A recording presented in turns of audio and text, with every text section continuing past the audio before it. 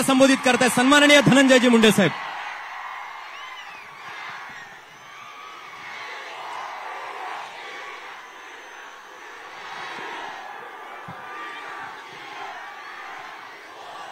आजच्या या अभूतपूर्व पंकजाताईंनी चालू केलेल्या दसरा मेळाव्याला उपस्थित असलं तुम्ही केल्यामुळं तुम्हाला माहित नाही काय काय झालं. एक गोष्ट ऐकताय का? गोष्ट ऐकता का? एक मग शांत बसा, शांत बसा, शांत बसा.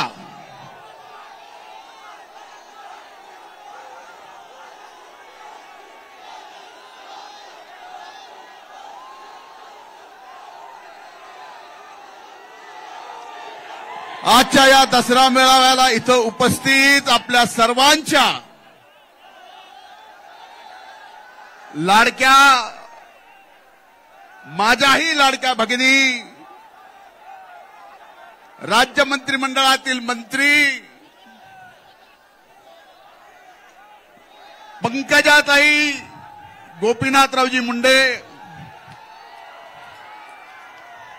व्यासपीठावर उपस्थित माजी खासदार माझ्या भगिनी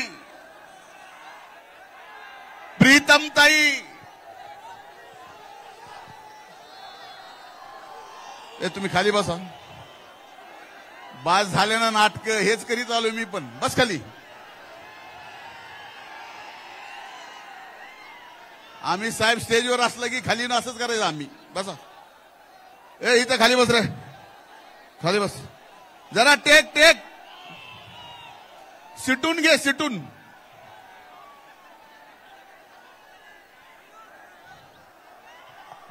व्यासपीठावर उपस्थित आदरणीय जानकर साहेब, व्यासपीठावर उपस्थित सर्व मान्यवरांची नावं घेता येतील. आपण बराच वेळ झाला इथं अगोदरपासून पोहोचलात. आम्हालाही इथं यायला अर्धा तास वेळ गेला. ताईंनी त्यांच्या भाषणामध्ये या गोष्टीचा उल्लेख करावा की आजपर्यंत स्वर्गीय मुंडे साहेबांचा या विजयादशमीच्या दसरा मेळाव्याचा अभूतपूर्व मेळावा जर कुठला असेल तर तो आजचा आहे. आणि आज इथं उपस्थित दसरा मेळाव्याला आलेल्या सर्वांना मी नतमस्तक होऊन दंडवत घालतो की आपण एवढं प्रेम मुंडे कुटुंबावर, पंकजाताईवर या ठिकाणी दाखवता.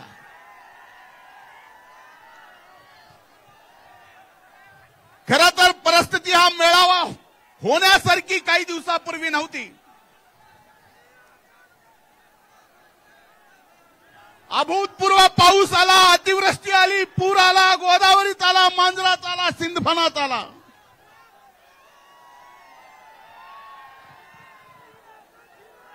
भयंकर शेतकऱ्यांचं संकट, शेतकऱ्यांच्या समोर संकट आलं.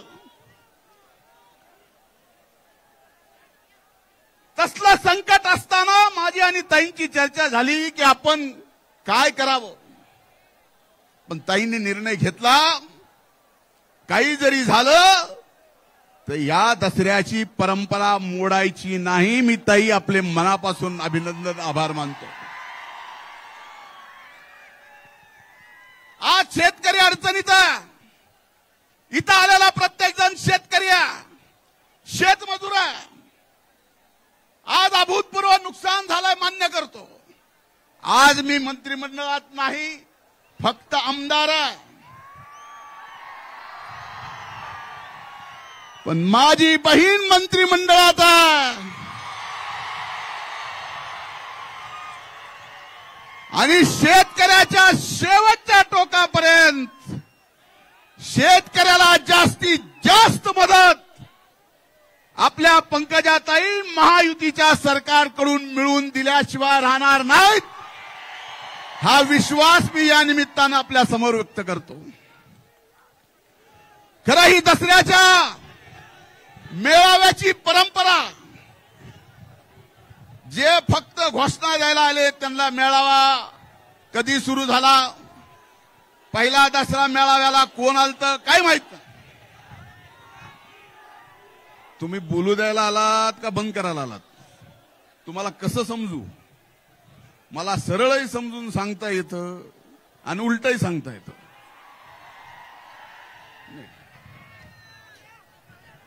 भगवानगडाचं उद्घाटन स्वर्गीय यशवंतराव चव्हाण साहेबांनी मुख्यमंत्री असताना केलं. दसऱ्याच्या दिवशी, त्या दिवसापासून दसऱ्याच्या या मेळाव्याची परंपरा आहे. या दसऱ्याच्या मेळाव्याला देशाच्या ऐतिहासिक नकाशावर जर नेलं असेल तर आजही डोळ्यात पाणी येतं. ते स्वर्गीय मुंडे साहेबांनी हा दसरा मेळावा जगाच्या नकाशावर नेला आणि आज अभिमान वाटतो मला माझ्या बहिणींचा, पंकजाताईंचा आणि प्रीतमचा सुद्धा, की साहेब गेल्यानंतर सुद्धा असंख्य अडचणीत तुम्ही ही परंपरा चालू ठेवलीये. मला माझ्या बहिणीचा सार्थ अभिमान आहे.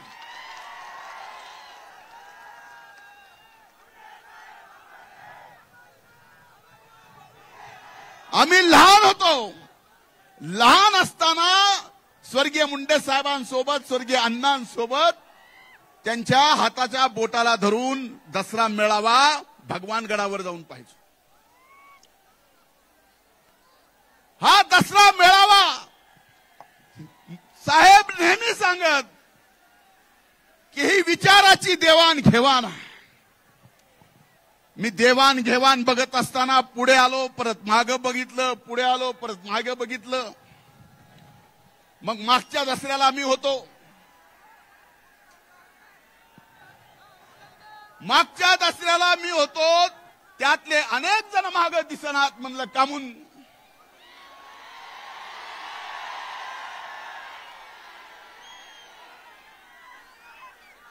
पुढे निवडणुका नाहीत असं त्यांना वाटतं. पण एक लक्षात घ्या, कुणी जर हा विचार घेऊन संबंध इथं आलेला प्रत्येक जाती पाती धर्मातला बाबांचा भक्त, स्वर्गीय मुंडे साहेबांचा अनुयायी, या सगळ्याला संपवायला कोण जर निघाला असेल तर त्याला कधी 10 जन्म सुद्धा संपवता येणार नाही. काही जण म्हणले स्वर्गीय मुंडे साहेबांचं आता सगळं संपलं. माझं आपल्याला एवढं सांगणं,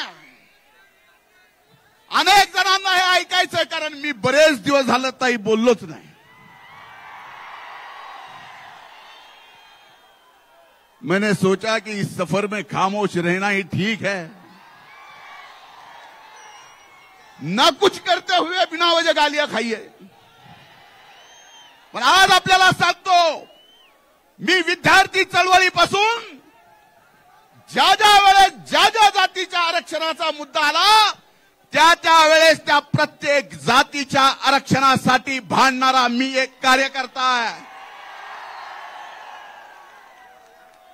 आणि हे तुमच्यापासलं लपलेलं नाही आहे.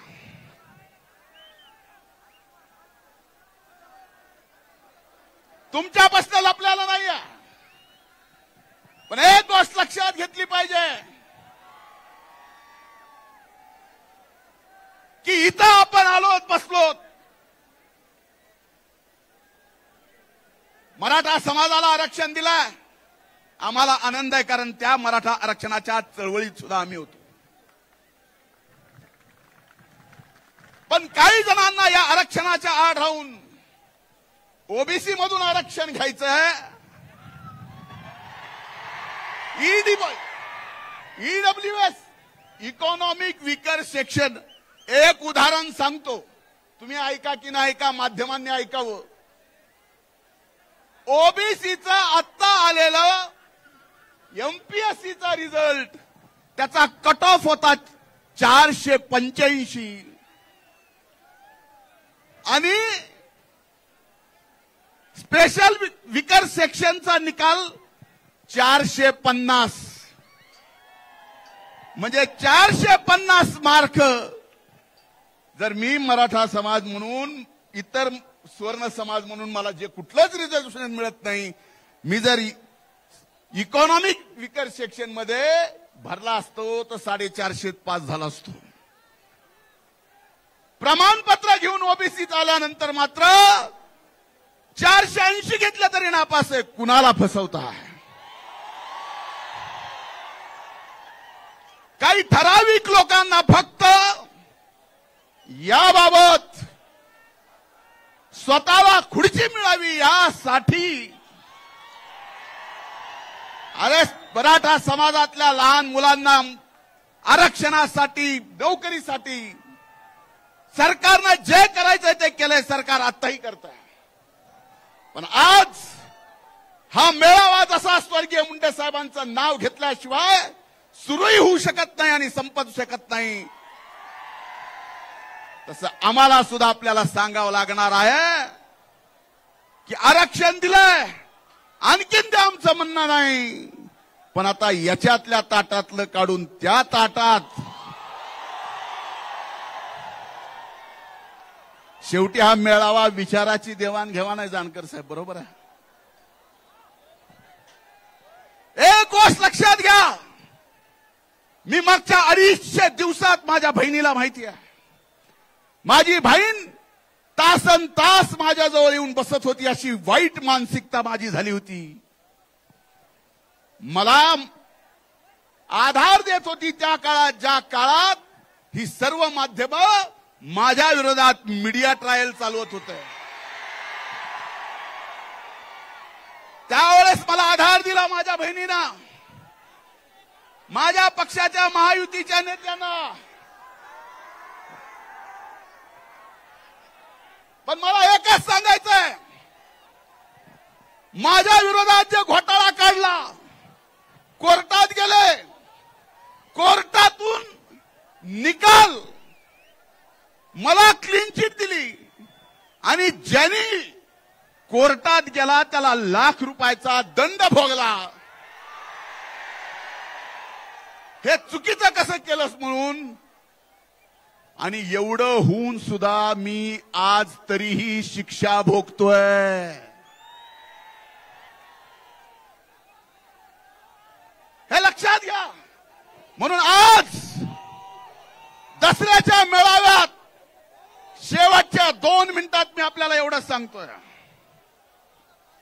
या दसऱ्याच्या मेळाव्यात मी एवढंच सांगतोय, ना आम्ही कुणाला विरोध केला, ना आम्ही कुणाच्या विरोधात आहोत.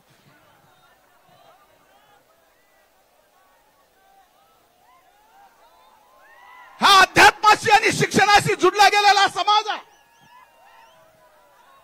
म्हणून माझी आपल्याला सगळ्यांना विनंती आहे की आपल्या सगळ्याला सुरुवात करावी लागेल आणि आपल्याला सुरुवात करावी लागेल की आज जे बीड जिल्ह्यामध्ये जातीपातीचं एकमेकाला न बघणं, एका जातीचा दुसऱ्या जातीचा जिगरी दोस्त, त्यांची दोस्ती तुटली, हे वातावरण आपल्याला सगळ्याला मिळून बदलायचंय आणि सर्व जाती धर्मातला हा द्वेष पूर्णपणानं काढायचा आहे. हाच या दसरा मेळाव्याच्या निमित्तानं ताईंची परवानगी घेऊन मी संदेश देतो. इथंच थांबतो.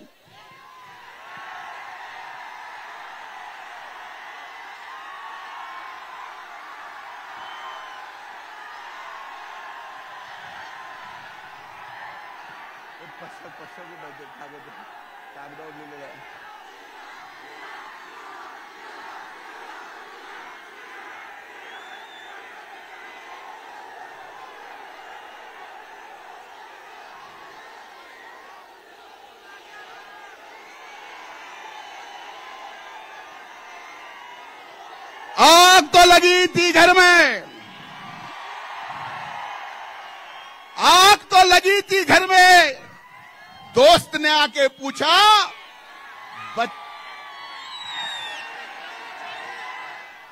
आग तो लगी थी घर में, दोस्त ने आके पूछा घर में आग लगी है तो बचा क्या है।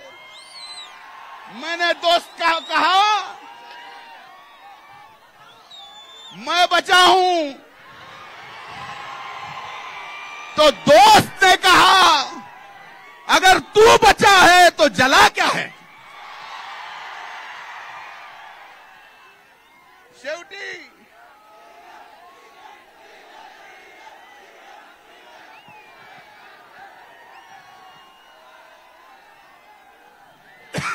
हर मुश्किल आमचं एकच आहे, तुम्हाला सांगतो, हर मुश्किल को हसते हसते तुमच्या समोर डोकं फोडून मी अरबिक भाषेत जरी शेर सांगितला ना तरी असेच ओरडणार आहे तुम्ही.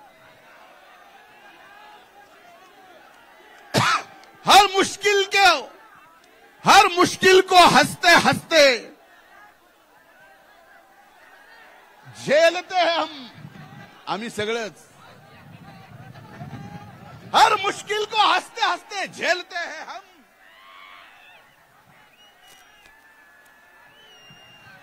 हम आंधियों में भी चिराग जलाते चलते हैं. खूप खूप धन्यवाद.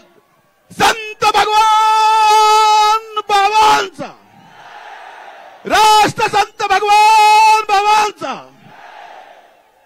अमर रहे, अमर रहे, अमर रहे, अमर रहे. राष्ट्रसंत भगवान बाबाचा. एकच आनंदाची गोष्ट या ठिकाणी सांगतोय. अनेक दशक मुंडे साहेब असल्यापासून भगवानगडाला 10 एकर जागा वन विभागाची लागणार होती. ताईंच्या प्रयत्नातून, माझ्या पाठपुराव्यातून, केंद्रातून आदरणीय मोदी साहेबांनी, अमित भाई शहा साहेबांनी, भूपेंद्र साहेबांनी, या राज्याचे मुख्यमंत्री देवेंद्र फडणवीसांनी, उपमुख्यमंत्री अजितदादांनी, एकनाथ शिंदे साहेबांनी, सर्वांनी प्रयत्न केले आणि दसऱ्या दिवशी ती जागा भगवानगडाला 10 एकर मिळालेली आहे. आपल्या सर्वांच्या वतीनं मी ताईंचे, म्हणजे सरकारमध्येच म्हणून, आणि केंद्र सरकारचे सर्वांचे मनापासून आभार मानतो. खूप खूप धन्यवाद. जय हिंद, जय महाराष्ट्र, जय भगवान. धन्यवाद. यानंतर ज्या भाषणाची आपण आतुरतेने वाट पाहतोय त्या सन्माननीय लोकनेत्या पंकजा ताईसाहेब आपल्याला संबोधित करतात.